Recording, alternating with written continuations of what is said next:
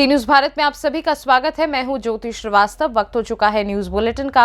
इस बुलेटिन में बात होगी बाराबंकी की, जहां मुकदमा विचाराधीन होने के बावजूद भी सरकारी जमीनों पर हो रहा अवैध निर्माण। साथ ही बात होगी कटनी की, जहां नगर निगम कमिश्नर के आदेश पर अवैध रूप से हो रहे निर्माण कार्य को रोका गया। और बताएंगे कैसे रायसेन में यात्री प्रतीक्षालय की गंदगी देख भड़के राज्य मंत्री। इन तमाम खबरों पर होगी विस्तार से चर्चा। बाराबंकी के तहसील हैदरगढ़ क्षेत्र में दबंग भूमाफियाओं का बोलबाला। भूमाफियाओं के आगे राजस्व विभाग नतमस्तक। सरकारी बंजर की जमीनों पर हो रहा अवैध निर्माण, एसडीएम का आदेश हो रहा बेअसर। आपको बता दें कि तहसील हैदरगढ़ क्षेत्र की ग्राम पंचायत कमेला में गांव के ही निवासी दबंगों घिस्यावन यादव सहित कई लोगों ने सरकारी जमीनों पर अवैध निर्माण कर लिया है और शेष बची बंजर जमीन पर एक बार फिर दबंग घिस्यावन यादव द्वारा अवैध निर्माण किया जा रहा है। और तो और घिस्यावन द्वारा ही होली तक जाने वाले रास्ते पर भी अवैध निर्माण कर सार्वजनिक रास्ते को अवरुद्ध कर दिया गया है। इसी प्रकरण को लेकर कमेला गांव की ही रहने वाली दलित महिला पीड़िता संगीता द्वारा सिविल न्यायालय बाराबंकी में मुकदमा भी पंजीकृत करवा दिया है, जिससे झुल्लाए दबंगों द्वारा आए दिन शिकायतकर्ता दलित महिला संगीता को धमकी देते हुए जान से मारने की भी लगातार धमकी दी जा रही है। मुकदमा विचाराधीन होने के बावजूद भी दबंग लोग फिर कर रहे हैं अवैध निर्माण। दबंगों के दबाव में प्रशासन मौन, जिस पर पीड़िता ने एसडीएम से लेकर थाना तक शिकायत दर्ज कराई थी, लेकिन कोई सुनवाई नहीं हुई, जिसको लेकर पीड़िता द्वारा माननीय न्यायालय सिविल कोर्ट बाराबंकी में मुकदमा पंजीकृत कराया गया है। बावजूद इसके भी राजस्व प्रशासन की मिली भगत से मुकदमा न्यायालय में विचाराधीन। विवादित बंजर जमीन पर फिर घिस्यावन द्वारा ही कराया जा रहा है अवैध निर्माण। पीड़िता ने सरकारी बंजर जमीन को खाली कराए जाने और होली तक जाने वाले सार्वजनिक रास्ते से अवैध अतिक्रमण हटवाए जाने को लेकर मुख्यमंत्री योगी आदित्यनाथ से गुहार लगाई है। नाम है संगीता। संगीता, कहाँ रहती हो? कमेला। क्या मामला बताइए।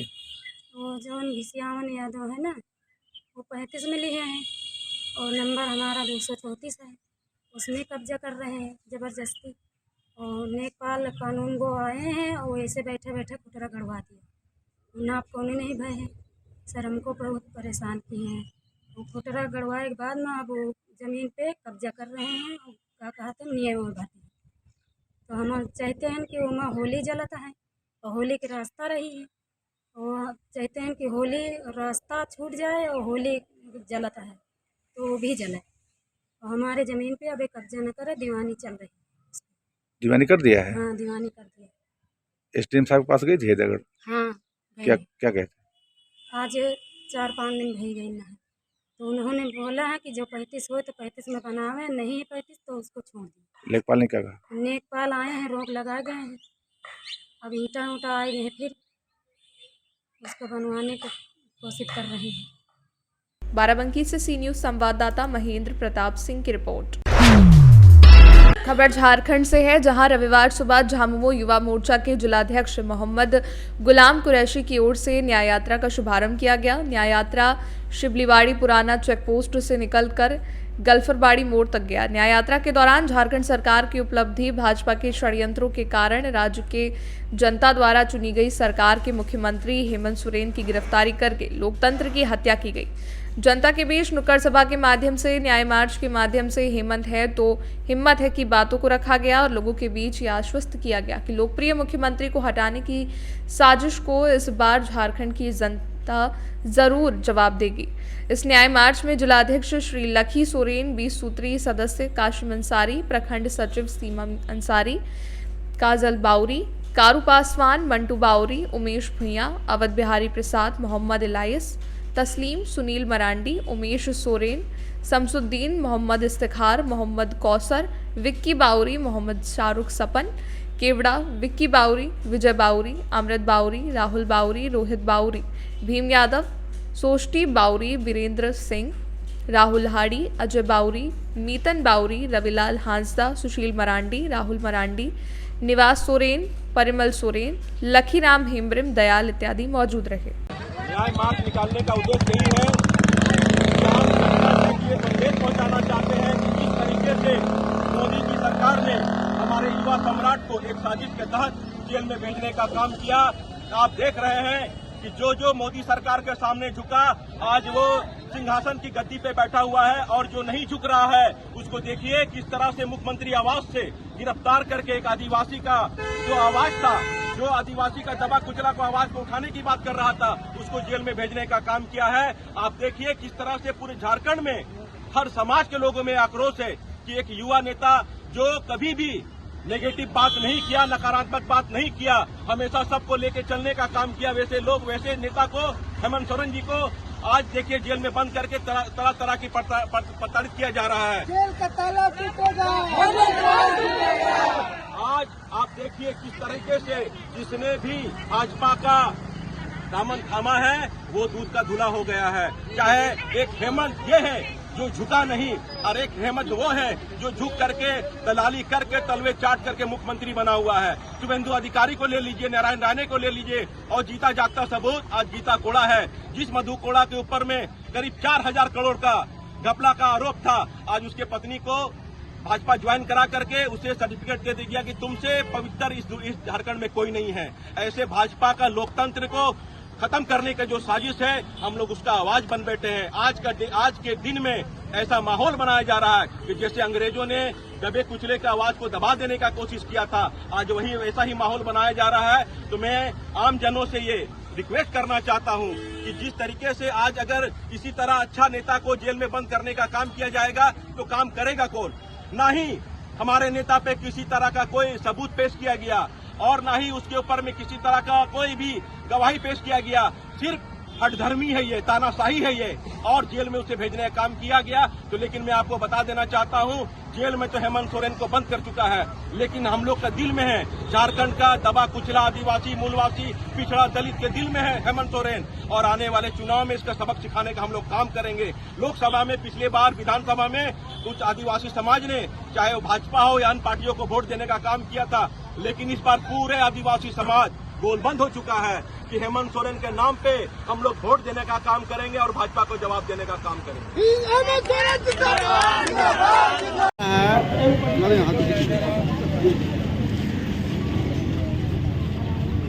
जैसे कि आप लोग के माध्यम से सभी कोई जान रहा है कि आज इस राज्य में क्या परिस्थितियाँ उत्पन्न हो गई है कि भाजपा की जो सरकार है, केंद्र की सरकार, आज इस झारखंड का जो स्थिति बनाने का काम किया है। हमारे माननीय लोकप्रिय नेता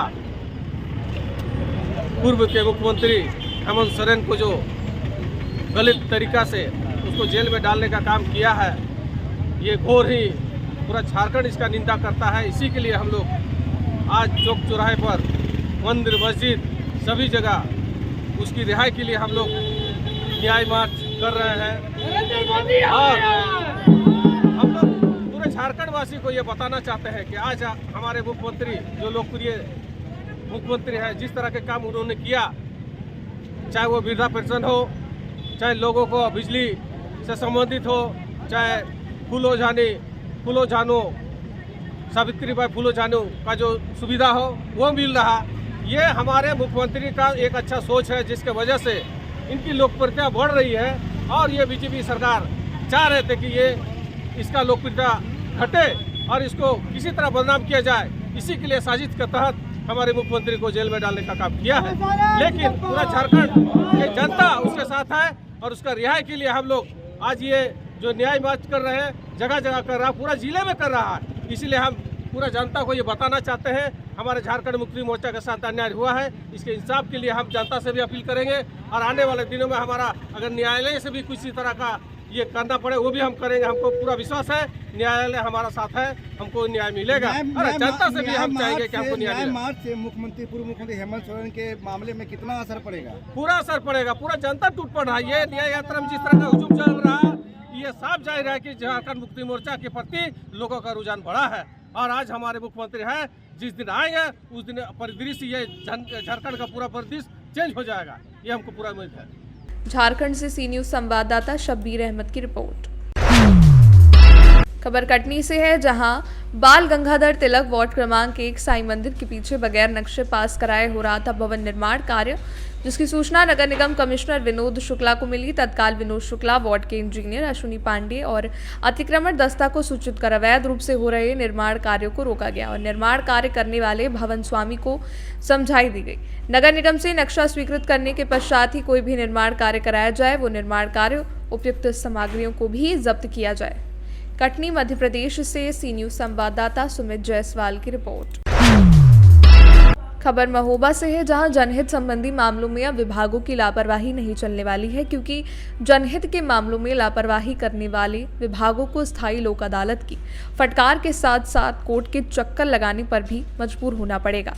यही नहीं, विभागों पर कार्रवाई की तलवार भी लटक सकती है। शिकायत करने के बाद भी यदि कोई विभाग आपकी समस्याओं का निदान नहीं कर रहा है, तो फिर न्यायालय कुल 60 दिनों में आपकी समस्या का समाधान कर देगा।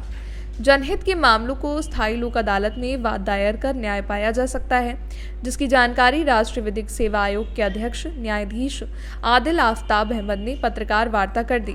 दरअसल महोबा की पुलिस लाइन रोड पर स्थित राष्ट्रीय विधिक सेवा आयोग के अध्यक्ष न्यायाधीश आदिल आफ्ताब अहमद ने पत्रकारों से वार्ता कर बताया कि जिले में राष्ट्रीय विधिक सेवा आयोग में शासन द्वारा स्थायी लोक अदालत बनाई गई है, जिसमें जनहित से संबंधित मामलों का कुल 60 दिनों में फैसला किया जाएगा। उन्होंने और क्या कुछ कहा, आइए सुनाते हैं।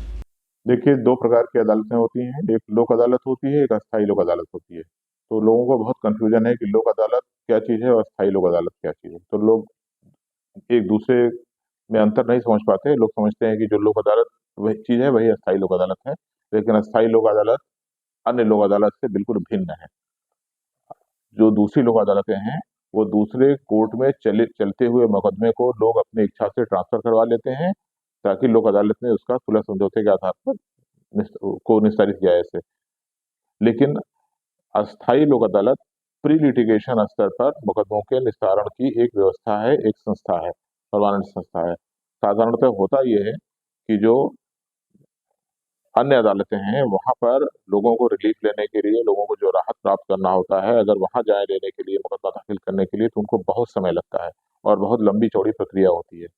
परंतु जब अस्थायी लोक अदालत में आते हैं, तो उनको एक चीज त्याग करना पड़ता है कि उनको दूसरी अदालत में, जिनके पास जुरिस्डिक्शन है, जो सक्षम है प्रदान करने के लिए, लेकिन वहां नहीं जा सकते। अगर वो यहाँ आ जाएंगे तब, और यहाँ से जो निस्तारित हो जाएगा मुकदमा, चाहे वो उनके पक्ष में हो या उनके विपक्ष में हो, तब वो फिर दूसरी अदालत में, चाहे भले ही उनको क्षेत्राधिकार हो, नहीं जा सकते, सिवा हाईकोर्ट के रिट के माध्यम से। सर, लोग जानना चाहते हैं कि किस प्रकार के वो मामले हैं जो यहाँ पर अस्थायी लोक अदालत में आकर निपटाए। हाँ, ये बिल्कुल बहुत ही अच्छा प्रश्न है कि साधारणतः लोगों को मालूम नहीं है। यहाँ पर पब्लिक यूटिलिटी से संबंधित मुकदमे, पब्लिक यूटिलिटी से संबंधित जितने भी मुकदमे हैं, उससे अगर किसी को एग्रीव्ड है, किसी को कोई राहत चाहिए, किसी को कोई तकलीफ पहुंची है, तब वह मुकदमे वो ला सकते हैं। और पब्लिक यूटिलिटी के कौन से मुकदमे हैं, वो एक्ट में, अधिनियम में, कानून में लिखे हुए हैं। उससे इतर या उससे बढ़कर या उससे घटकर ये लोक अदालतें रिलीफ नहीं देती। और वो क्या है मैं बता दूं, जैसे सवारी या माल भाड़ा से संबंधित, चाहे वो वायुयान हो, सड़क हो या जल मार्ग द्वारा संचालित सेवाएं हैं।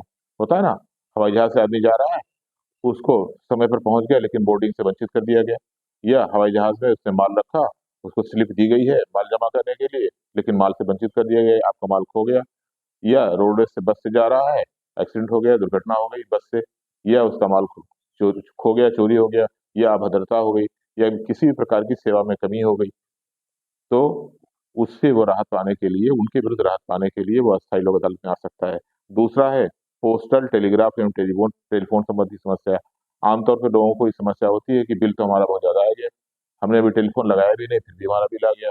या बिजली का बिल, एक बल्ब हमारे यहाँ जलता है, इतने 800 पावर का, मतलब इतने वोल्टेज का हमने ले रखा है, वाट का कनेक्शन ले रखा है, और हमारा 1 लाख बिल आ गया। ये समस्या बुंदेलखंड में या महोबा की बात की जाए तो यहाँ पर सबसे ज्यादा लोग बिजली के बिल से परेशान, और ऐसे में बिजली के बिल की जो समस्याओं का सामना करना पड़ता है, इस स्थायी लोक अदालत में उनका निर्णय लगभग कितने समय में होता है? निर्णय अस्थायी लोक अदालत में अवधि दी हुई है 60 दिन के अंदर, 2 महीने के अंदर मामले को निस्तारित कर दिया जाता है। लेकिन ध्यान रहे कि यदि वास्तव में कहीं किसी तौर पर गड़बड़ी हो रही है विभाग के द्वारा, कभी कभी होता है बिजली चोरी होती है, लेकिन उसको अन्यथा लोग लेते हैं, बिजली चोरी के मामले को बिजली की सेवाओं में कमी के रूप में अस्थायी लोक अदालत में लाते हैं। तो जहाँ चोरी का मामला है, जहाँ कोई अपराध हो रहा है और शमनीय अपराध नहीं है, कंपाउंडेबल ऑफेंस नहीं है, तब लोक अदालत में उसका निस्तारण नहीं होता। यदि वास्तव में किसी को जेन्युइन समस्या कोई है, तब उसका निस्तारण लोक अदालत में कर दिया जाता है। जी। और नगर पालिका स्थानीय निकाय है, वो आप विद्युत अर्थात स्ट्रीट में प्रकाश की व्यवस्था नहीं कर रही है, जिसके कारण किसी कोई दुर्घटना हो जाती है। जल उपलब्ध नहीं हो पा रहा है या जल उपलब्ध हो नहीं रहा है लेकिन बिल आ रहा है, लोग परेशान हो जाते हैं कि जल तो आप दे नहीं रहे लेकिन आप बिल ले रहे हैं, दे सकते हैं। फिर जन संरक्षण, साफ सफाई की व्यवस्थाएं, सेवाएं, जो कि स्थानीय निकायों की जिम्मेदारी है और वो करना चाहिए और वो नहीं करते, जनता परेशान है, बीमारी फैल रही है, तो उसके लिए कौन उत्तरदायी है? स्थानीय निकाय, जैसे टाउन एरिया नगर पालिका, नगर महानगर पालिका, कॉर्पोरेशन, वो दे सकती है। चिकित्सालय और डिस्पेंसरी सेवाएं बहुत महत्वपूर्ण है। सरकारी अस्पताल है, बजट आता है, प्रचुर मात्रा में बजट आता है सरकारी हेल्थ सेवाओं के लिए, स्वास्थ्य सेवाओं के लिए, लेकिन जनता को उसका लाभ नहीं मिल पाता। तो यदि उससे कोई खिन्न है, कोई दुखी है, किसी प्रकार का कोई आहत है, तो उसके लिए रिलीफ के लिए वो परमानेंट लोक अदालत में बिल्कुल आ सकता है। और परमानेंट लोक अदालत में पूरा प्रयास किया जाता है कि 60 दिन के अंतर्गत उसको त्वरित न्यायालय मिल जाए। बीमा सेवाएं बहुत सारी हैं। बीमा कंपनी, आपका बीमा हो गया, बीमा कंपनी ने कर दिया, लेकिन जब बीमे राशि लेने के समय आया तो वो दौड़ाने लगते हैं, अन्यथा मांग करने लगते हैं, जो कुछ भी हो औपचारिकताएं फालतू बताने लगते हैं, जिसके कारण उसको समय पर भुगतान नहीं होता। तो यदि इस प्रकार से कोई परेशान है, आहत है, तब वो इसका लाभ लेने के लिए और अपनी समस्या को दूर करने के लिए न्यायालय का दरवाजा खटखटा सकता है। शिक्षा एवं शिक्षण सेवाएं, देखिए बहुत सारे शिक्षण संस्थाएं खुली हैं, इसमें कुछ निजी संस्थाएं भी हैं, कुछ सरकारी संस्थाएं भी हैं। तो निजी संस्थाएं भी भांत से अभिभावकों को परेशान करते हैं केवल दोहन के लिए, पैसे लेने के लिए। तो यदि इस प्रकार की कोई शिकायत मिलती है, कोई शिक्षण संस्थाएं गड़बड़ी करती हैं, तब उसकी शिकायत परमानेंट लोक अदालत में की जा सकती है, जिसका निवारण किया जा सकेगा। रियल एस्टेट, जिसे भू संपदा भी कहते हैं, रियल एस्टेट एक अच्छा खासा प्रोफेशन है और आवश्यक भी है, होना भी चाहिए, नहीं तो लोगों की आवास की समस्या नहीं सुधरेंगी, आवास की समस्या का समाधान नहीं होगा। लेकिन वो जनता को परेशान न कर सके, उनके साथ किसी प्रकार की चीटिंग न हो सके, धोखाधड़ी न हो सके। यदि उससे कोई आहत है, उससे कोई दुखी है, उससे किसी को ग्रीवांस है, तो अपनी ग्रीवांस के निपटारा के लिए, उसके रिड्रेसल के लिए परमानेंट लोक अदालत में वो। महोबा से सी न्यूज संवाददाता राहुल कश्यप की रिपोर्ट। खबर रायसेन से है, जहां इधर राज्य मंत्री नरेंद्र शिवाजी पटेल रायसेन जिले के बरेली यात्री प्रतीक्षालय में गंदगी देखकर भड़क उठे। उन्होंने कहा, ये पूरे गंदगी इकट्ठी करवाओ और सीएमओ के कमरे में रखो। जिस हालत में एक हफ्ते तक मेरे गृह नगर की महिलाएं और यात्री बैठे हैं, उस हालत में सीएमओ को बैठाओ। उन्होंने किसी तरह से नाराजगी जाहिर की है। आइए आपको बताते हैं। बरेली बस स्टैंड के हालात सुधारने के लिए एक हफ्ते का समय दिया है और हफ्ते में सुधार नहीं हुआ तो कार्रवाई करना मुझे आता है, ऐसा उनका कहना है। रायसेन मध्य प्रदेश से सी न्यूज संवाददाता सैयद अरशद मसूद की रिपोर्ट। फिलहाल के लिए बुलेटिन में बस इतना ही। देश दुनिया की बाकी खबरों को जानने के लिए आप देखते रहिए सी न्यूज भारत।